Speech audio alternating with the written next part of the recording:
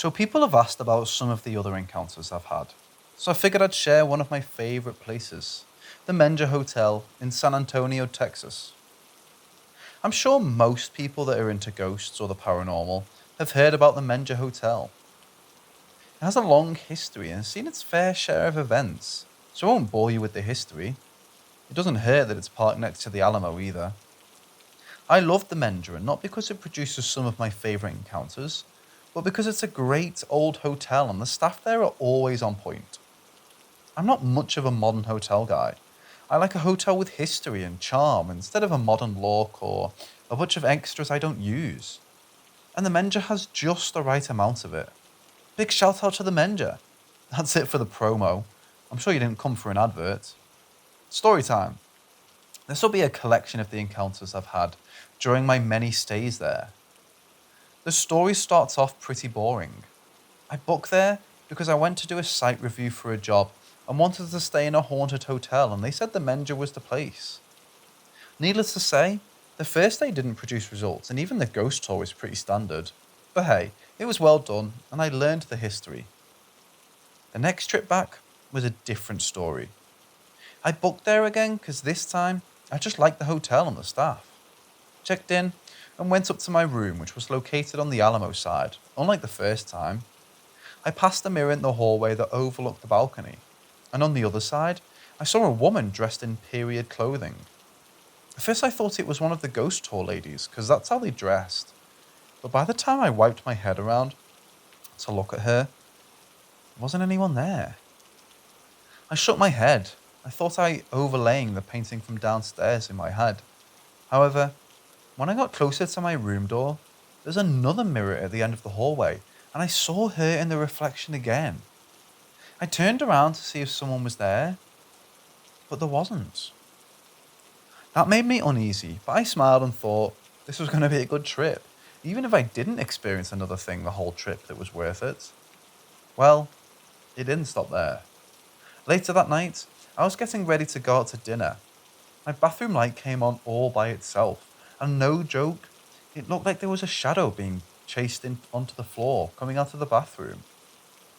I walked over and looked in and couldn't find a reason for the shadow, which I was now standing on. Well, I quickly finished getting ready and went to dinner. I needed a drink, lol. At dinner, my client asked how I liked the Menja, and I told him I loved it. He asked if I had seen any shadows without people attached to them. I told him about the mirror woman, but not the shadow in the bathroom. I wanted to figure that one out first. Got back to my room and the light was off in the bathroom. As I walked by, I said thank you for turning it off, half joking. I put my stuff down and returned to the bathroom and turned the light on. No shadow. I tried some different things to make it happen, but nothing close, and all I kept thinking was there was a ghost laughing his ass off watching me try and figure it out. The night finished out quietly, and except for the shadows under the door that I just took as people walking by quietly, nothing else was talking about. The next trip ramped up a bit. When I checked in this time, I asked if I could have the same side that I had the last time, and they gave me one that I could look right out over the Alamo courtyard. That was cool. So this time, I had a bit more time because it was an install. Started off boring the first day. That night, decided to take a ghost tour of downtown. But first off to Fuddruckers, yay. The next day, nothing during the day, and then I went to dinner. As I came back, there was a tour going on in the hotel, but I was tired from the day. I went to bed after watching some TV, and a couple of hours later, there was a bright light coming from outside. I'd forgotten to close the curtains before I went to bed. As I was closing them, I noticed that the light was a street light across the way, and under this was a little gate, and in front of the gate there was a person standing there, and I noticed that it looked like a monk or someone in a long robe and a hood. What was odd was that I could see through him in areas like wherever the light hit him, the shadow areas. He looked real as anything. I watched him for a moment just to make sure he wasn't just some dude. So when I finally was like, get your phone, I reach over, and when I came back, nothing was there, and a person was walking by. I felt bummed out and went back to bed. The next night was my last night for this trip, and did the normal dinner, drinks with the clients, and then to bed. I had an early flight, so I wanted to get some sleep. As I walked down my hallway, I saw a shadow banking off the wall. I walked down the hallway after looking at it for a moment because the problem is that there is no light source or door there. There's no reason for there to be a shadow of a person on that wall. It was like a light from a room was behind a person, and it cast the shadow on the wall opposite of the room. Just, there isn't a room there, or even a light source. As I got closer, it just disappeared like someone closed the door. I went over and looked around for the light source or something like that, but I couldn't find anything that would do the trick. So I walked back to my room. As I got to the door, I saw a shadow under the door pass by, like if someone was under it. I opened it, half expecting someone to jump from behind the door, but nothing. I finished the night without any more surprises and left with some interesting stories. The latest trip right before the drink virus hit was weird. I was on the other side of the hotel, the original part, and was coming to my room after a meeting when I thought I almost ran into someone coming out of my room, pivoted back to miss them. But when I looked to see who I almost hit, there wasn't anyone there or in the area. When I finally got into my room my bed was made. Quick note about me, I dislike my sheets tucked in. What made me a bit upset was the fact I put the do not disturb sign on the door. I called down to the desk to ask why someone felt they needed to clean my room when I asked it not to be. They said they hadn't started cleaning yet. I told them someone was just here and I almost ran into them. The nice guy behind on the phone said, "Oh, you just met Sally." He apologized for her overexcited work ethic. However, let me know there isn't anything they can do to stop her from doing her job, because she's a ghost. We both laughed and hung up, and then asked Sally if she was going to make the bed again. Please don't tuck the sheets in. That night I was sleeping, and kept feeling a cold breeze on my feet, like the sheet was being lifted off my feet. I kept moving my feet to put them back under the covers, but kept feeling the breeze. Finally, I laid and said, "Okay, I get it. That's why you took them." After that, I think she let me be. The next day, I was flying out and left a tip and a note that said, "Sorry, Sally, I didn't understand the importance of the sheets took. Thank you for all the hard work you do." I got an email from the hotel thanking me for the note to Sally. Apparently she gets a lot of thank you notes. I haven't been back yet since things have opened back up. I look forward to it and can't wait to see what other encounters I have. I wouldn't mind meeting with Teddy or the Duke. That would be pretty cool. However, like I said, it wouldn't matter. The Mender and the staff is why I go back, including Sally.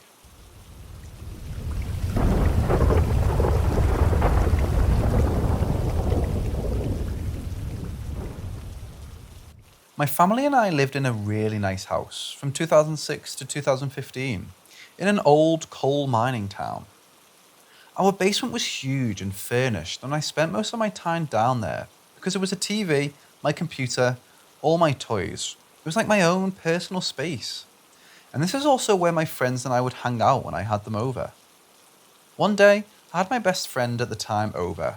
We were around 10, 11, 12, I want to say. The two of us were really into paranormal shit, and since we lived in an old coal mining town, we thought it'd be fun to try and see if there were ghosts or something.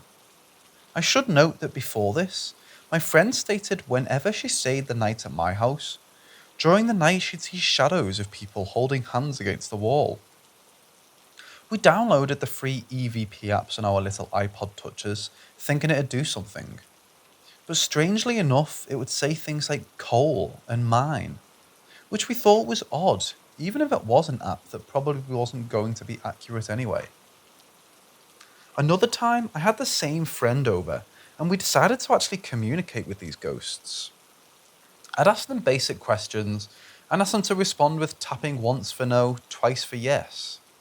I shit you not, I asked if someone was there, and we heard 2 taps on the bookcase against the wall. This freaked us the fuck out. We asked it another question after that, and it responded again. I don't remember what the question was that time. Not long after that, we grabbed a ball and set it on a table in front of us. There was no airflow, and the ball was kind of heavy. We asked the ghost if he wanted to play, and bruh, it rolled the ball off the table. It was wild. Another time for my 12th birthday party, I had 4 friends over and told them the story of how my house was possibly haunted. They were really intrigued, and I asked the ghost if it was there to let us know by tapping or dimming the lights or something. Nothing happened, but about an hour later, we were just chilling, and all of a sudden, all of the lights in the house turned off. Another time, I was alone in my room, chilling on my iPod, and across the room, there was an outlet, and I had a cord plugged into it, but not charging anything. It was a thick plug, and the outlet wasn't flimsy either. I was just chilling, and all of a sudden, I watched with my own 2 eyes the plug unplug itself. I was across the room. How could that have happened? I mean, the plug was in the socket. There's no way it could have come out on its own. But yet, it did.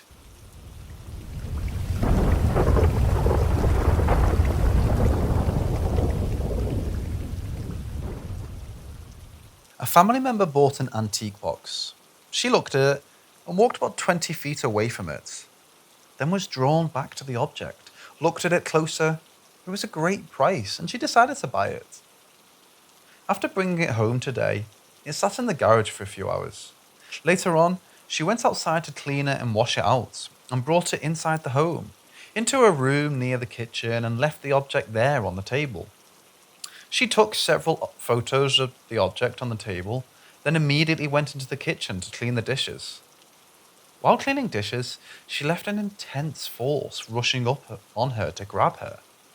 She felt the actual pressure on her left side from the disembodied voice coming up on her, and heard something make a sound in her left ear. She said she can't remember the exact sound, but when she originally told me, it was almost like a negative ah. Wasn't a high-pitched yell or anything, like a medium-range sound. It made her jump and made her let out a loud shrieking sound. It was an intense, immediate feeling of panic when it did happen, she said. The feeling went away only after telling any negative spirits and energies to leave, and that they are not welcome here. Saying it out loud several times in the garage and inside the house, while placing a Bible on the object and holding a cross. At first, when it happened, she thought someone else was playing a trick on her in the house. The feeling of a male figure, she actually thought it was her husband coming up on her to mess with her. But there was no one around. The closest person was in the bathroom, quite a distance away, and another person was on a separate floor of the house. After hearing the shrieking or yelling sound she made, the family member in the bathroom quickly came into the kitchen and asked what had just happened. It all happened very quickly, around 5:40 p.m. local time. This is not the first time an object has been purchased, brought home, and very strange things started happening. For example, an antique wood clock that was purchased in another state. It was a clock that would hang on the wall and had a very solid latch that would keep it closed. We'd come down several times in the morning, and the clock would be completely open as if someone moved it over the latch and opened it up. Sometimes the TV would even be turned on to different screens in that same room. But no one messed with the clock, and no one turned on the TV. You would even hear people yelling out your name as if someone was calling for you, but no one was. After getting rid of the clock, those issues basically completely stopped. Today's example was the most negative feeling of all the paranormal experiences in this home. But again, things felt much better after telling it to leave, and that it's not welcome here. The other experiences did not feel negative, maybe playful or trickster-like, but nothing negative. However, the name-calling out has somewhat persisted or continued on, but it's still very infrequent / off and on.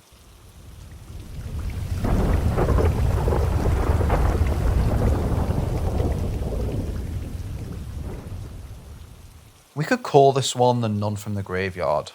This is one of the few experiences multiple people had at the same time.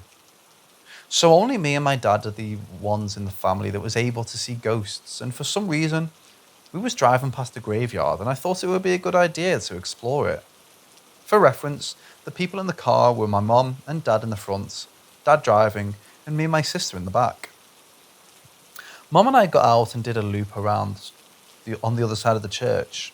on the right side from the car. I saw a nun crying into her hands by a gravestone who wasn't there before. I just continued walking.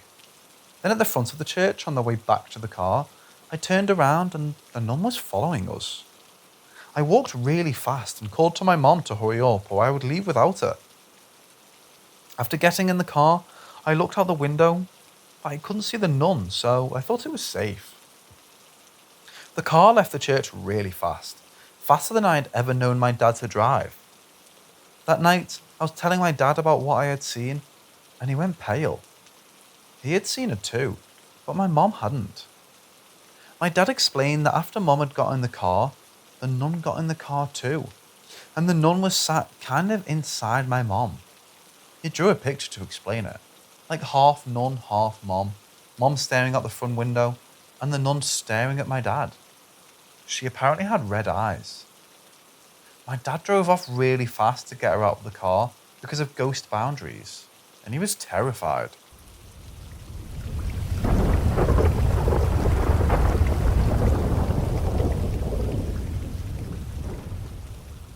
What I'm about to tell you happened in my previous house where I lived for 20 years. When I was about 10 years old is when it all started. I was in the kitchen with my mother. She was washing something in the sink and I was doing my homework. In front of her was a window facing the neighbour's house.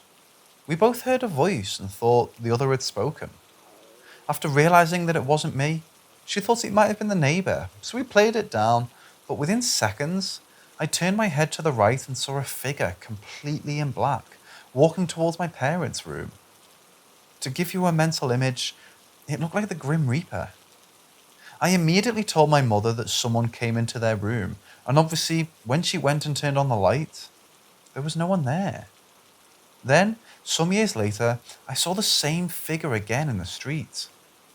I was in the car with my parents, and I saw it in the middle of the road, kind of looking at me. We drove through it, and when I turned around, it was in the same place, but it was facing me. Then there was another incident that I can't remember, but the last time I saw it was again in my house. I was about 16 years old. I was in the living room. From there, I could see part of the kitchen, when all of a sudden, I saw it walk by.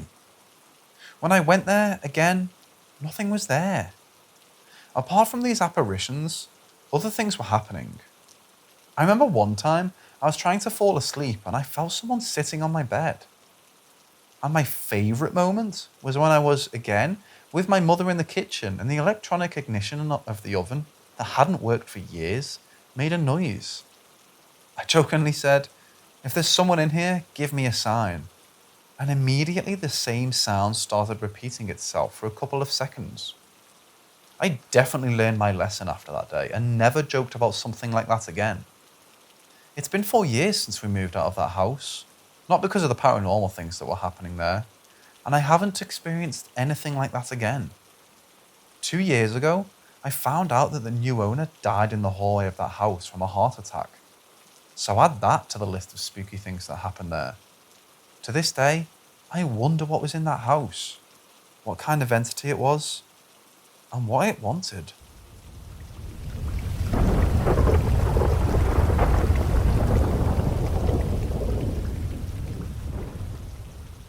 As a child, I had a croup attack.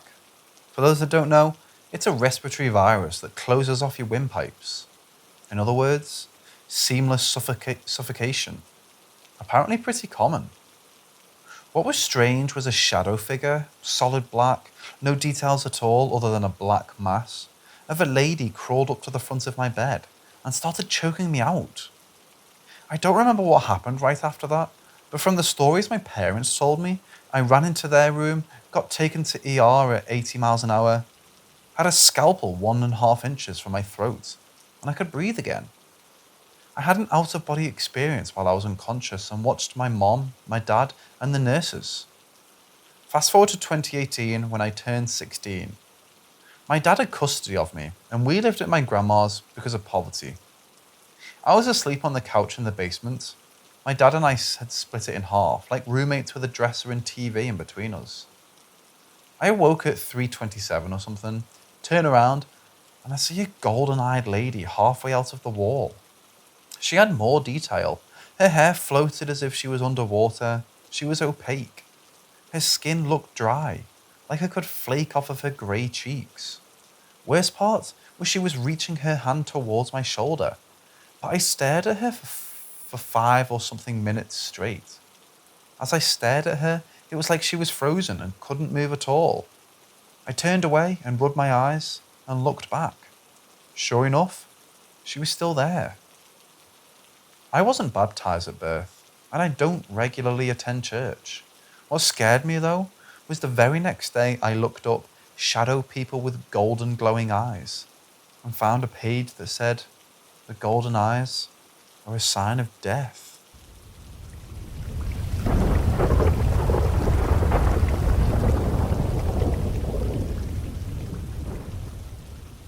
For the past 3 days, something has been happening. A mysterious dark figure has continued to visit me. It's not a sleep paralysis demon. I was able to move and witness it. I know it isn't a hallucination. I've felt and seen those before. They come to me through my lack of sleep, but this was much darker, more sinister. Day 1. It all started after an extremely long day at work. I came back home at around 4 pm. It was a lot of dumb stuff we had to deal with, the usual with my line of work. Get told to do something, end up waiting 2 hours just to not do it. My day was already not going well. I played video games like usual, talked to my girlfriend on the phone, watched YouTube, and ended up going to sleep at about 1 in the morning. That's when it happened. My eyes started to slowly open. I don't know why. It was like I had to get ready for something, but for what?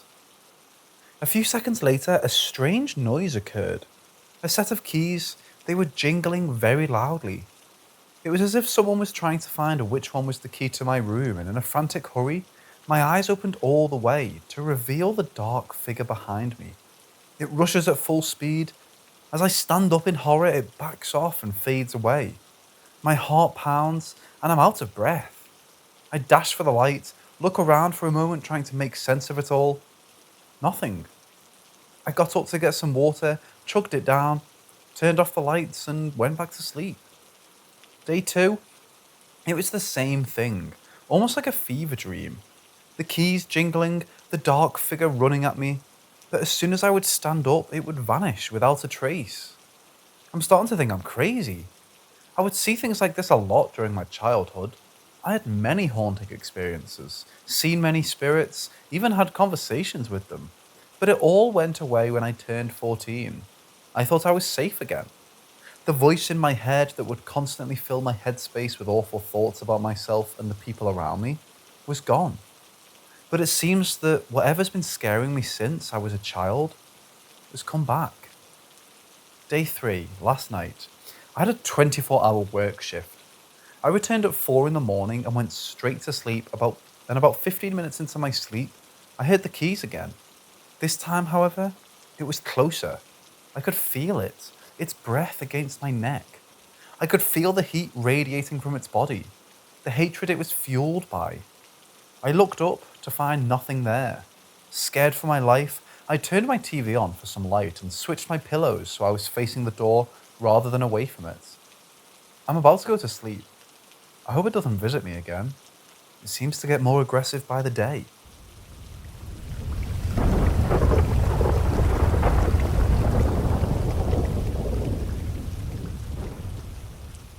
This is a story about my first ghost experiences. I've been haunted by many things. The things, they come in different varieties. Voices, echoes, hands, a dark figure, the orb, and my first, the beast. The beast is unlike any of the others, more aggressive. I believe it stayed there in my old house because after I moved, I never saw it again. It all began when I was about 7 years old. That's when the things appeared into my life. I was too young to understand what ghosts or demons were. I never watched a horror movie at that time. I was innocent, just like every other kid. But little did I know, I was soon to experience hauntings that would continue to follow me for years of my life, change the ways I saw the world, and affect me mentally and physically. I had a lot of problems as a kid. Growing up, I had insomnia, ADHD, asthma, and a heart murmur. I was living in Arecibo, Puerto Rico at the time. I lived there for most of my life until I was 10 years old. At first, I lived in a small apartment complex. It was next to my great grandma's house and my grandparents' house and gas station. I would later move to a big neighborhood that was still largely under construction until my parents started their divorce paperwork.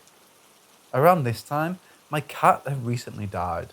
While we were staying at my grandma's house during my parents' divorce, something had happened. My cat was an outdoors cat. We thought he would be safe because of the way he was. He killed snakes and scorpions and would chase dogs around so naturally. He didn't like to be cooped up inside. He came in and out as he pleased. Only one night it would be his last. On a rainy, stormy night, my mother awoke me. She was bawling her eyes out. I was confused. She brought me to the garage where I saw my cat, laying down in his little bed. His cheeks were all green. He had been poisoned by a neighbour, and we never found out who did it or why. All I know is he was evil, and I hate his or her guts for what they did. I didn't know what was happening, but I cried and cried, and by the time I came back home from school, he was gone. And my grandma was burying him out back in the yard, just as we did with all our previous pets. A few weeks had passed since my cat died, and we came back to the neighborhood after things with my mom and dad started to settle down a bit. My brother was coming over for a sleepover that night. I was still really sad over my cat's death, and so was my mom. So a coworker gifted her two cats, Zach and Chester. They made us so very happy. The night while my brother and I were sleeping over at my house, we were awake for a while, playing with our Legos past 10, until my mom came in and told us to go to sleep because it was too late, so we did. We started preparing to go to sleep, brushed our teeth, headed back to bed, closed the door and turned off the lights. And as soon as we did, we both saw it. In the corner of the room, a white, bright figure whose shape I still can't describe to this day. The beast resembled an animal, or some sort of creature. What is it though? I don't have the slightest clue to that answer. We yelled in terror. My brother ran to the light switch and turned them back on. We breathed out a sigh of relief. It was gone. Still scared half to death, we turned them back off, and it didn't come back. Frightened at what we had just witnessed, we went to bed hesitantly. Somehow, our screams didn't wake my parents up. Thankfully, nothing bothered us that night after that. But it was just the beginning. Days kept going by where I would feel a presence, a dark, ominous presence. The very presence that has followed me everywhere I went for years. It started very simple. I'd be playing with my toys and then out of nowhere, one of them would fly out of my closet and halfway across the room. It would happen from time to time. I would just brush it aside. But it began to grow more violent over time. It wanted the attention. It wanted me to be scared, to fear for my life. The toys wouldn't just fly across the room anymore. They were targeted at me. They would be thrown directly at me. Objects in my room would get tossed and broken, and the more scared I got, the more it kept striking. My parents would blame me for it. I kept trying to explain to them it wasn't me, that it was the things doing it. It got to a point where I couldn't even sleep anymore. I didn't feel safe in my own home. I had insomnia, so sleeping was already a problem for me. But not like this, at 7 years old. I feared for my life. I told my experiences to my mother, but she just told me it was nightmares, or that it was just my mind playing tricks on me. It kept happening until I was 10. I believed that it was all the beast's work. All of this. It wasn't in my mind. It never was. Everything I've experienced happened. I know it did.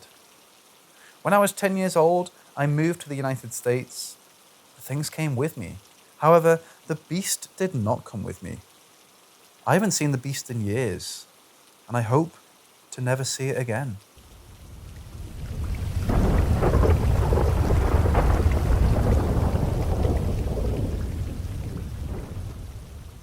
A few years passed after my parents' divorce. I was 10 at the time. My sister's dad and my mom started talking again soon after, and she decided to give him a second chance. So we came to Puerto Rico to see her again. He stayed with us for a while, and soon after that, they got married. They decided to move to the United States. Originally, we were going to move to Florida, but we didn't have enough money, and he was already living in Mississippi, so we moved there with him. We moved to Clinton, a decently sized town in the middle of the South, quiet, pretty boring, not much to do, and not much of anywhere to go. All around were just miles upon miles of woods. In Clinton, Mississippi, I lived in a small trailer park surrounded by the woods. When I first moved, it was a relief. I thought the things were gone. There was no sight of them. We came here with my cat Zach and our new cat Roxy. Chester had died in Puerto Rico when a car hit him, and he was buried out back in our yard as well. After a few weeks, it came again. The strange presence I had felt. My cats sensed it too. They would often be staring at walls or meowing at what to the human eye seemed like nothingness. I knew what they saw though. I knew it all too well. Cats and dogs can see spirits, just as a select few people can as well. The echoes? The echoes came first. The echoes came first. The echoes had no physical form, no manifestation of themselves. Yes, themselves. The voices of many different people, male and female. They weren't only present inside the house, but I could hear them outside as well, in the woods. I would hear people calling to me, shouting my name from deep inside those woods, asking for help. They were just trying to lure me. To what though? I don't know, and I'm glad I never tried to find out. The woods were hunting grounds mostly. There were a lot of deer in the area. They would be usually silent beside some gunshots echoing and other loud sounds. Sometimes the noises coming from there would wake me up at night.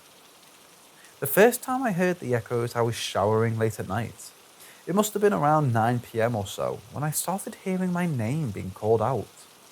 It was a feminine voice. It sounded like my mom, except she wasn't home at the time. I was home alone. I was terrified to the core, so I hid in my room with the lights on the entire night on until she came home. I would mostly only hear the echoes when I was alone, so I hated to be alone. I would usually always try to have friends over or go to my friends' houses when my parents weren't home. I wanted to escape them. Around this time, I would start to wake up with scratches and cuts all over me. They weren't anything like the scratches I would get from my cats though. They looked like scratches from a person's fingernails. It's relatively easy to differentiate. I started to always sleep with my lights on due to the fear I had of what awaited for me in the darkness. Since almost all the times I would go outside at night, I would hear or see something creeping around from the woods. Those woods had eyes. I felt like I was being watched. I could feel several eyes watching me at once. Their presence would drive my mind to near insanity. I'd freak out or I would randomly feel unnerved. I'd feel unhinged, even when nothing around me was happening. As I said, the echoes never had a physical manifestation, so I didn't think they had the capabilities to physically hurt me. They definitely could lure me to danger, but not leave those scratches I had on me, so it had to be something else.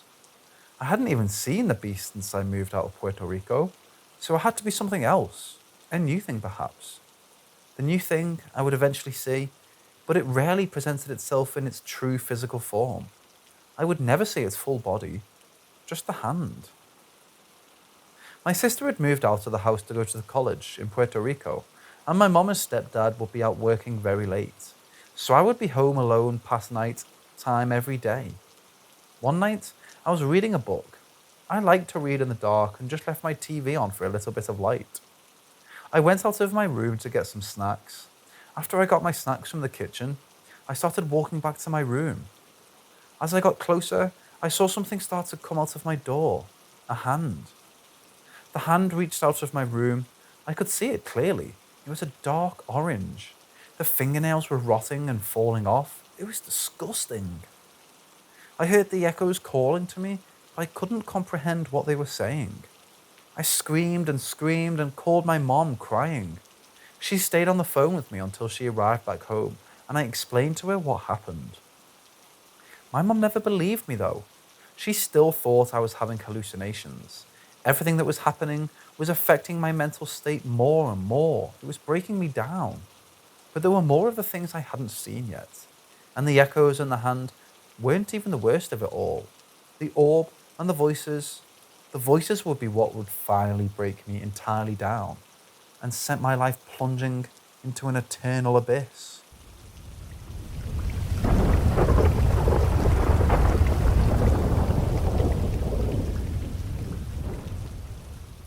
I'm in the US Army. I won't put up what base I'm at, but basically, here's the story. At our company, the building we work at, the third floor remains unused. All the barracks rooms there are closed down since most of them are filled with black mold. It's usually very quiet there, in the day at least. Almost everyone who's been on a CQ shift, a 24-hour shift where you watch and take care of the company area, has experienced activity from the third floor. Loud noises, footsteps, banging, etc. There's a supposed dark history within that floor.